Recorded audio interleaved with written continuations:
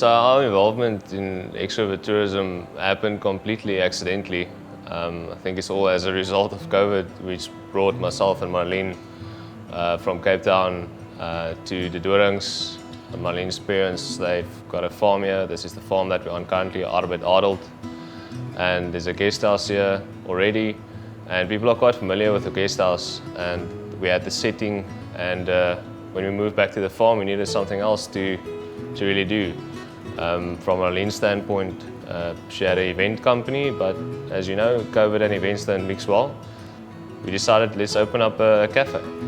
And through that, we are now 4 months down the line. We opened the Graal Cafe and Bistro in March this year, 2021.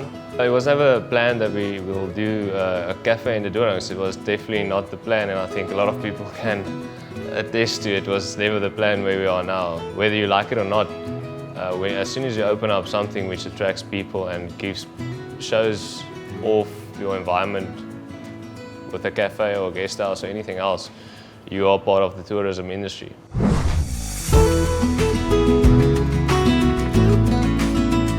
Like Lumar said, it was by accident that we moved back to the Doorns. Starting this business, we definitely had it in mind to be part of the tourism. I'm from the Doorns, I've lived here, I'm born here, so I've always known that the Doorns need something, especially like the Graal Cafe and Bistro.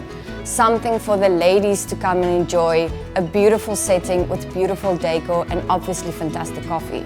For now, the tourism industry is a bit lopsided with COVID, so you're seeing a lot more local tourists like the Doorns as maybe a weekend destination, and not a lot of international visitors. That should pick up in the years to come, we hope so.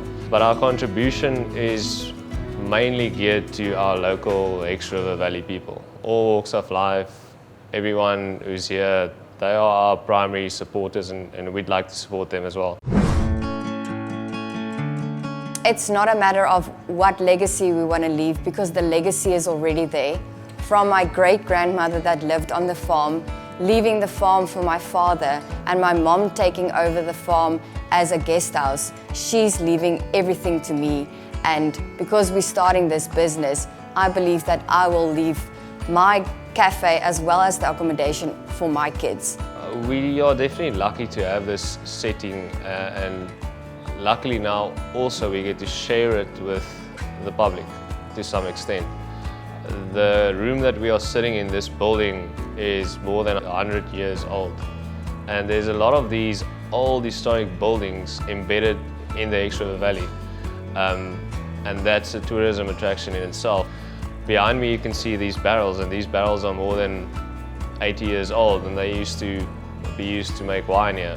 But before they made wine, they made brandy in this very room, and there's cellars down below us where they stored all these brandies which they made. I'm talking late 1800s.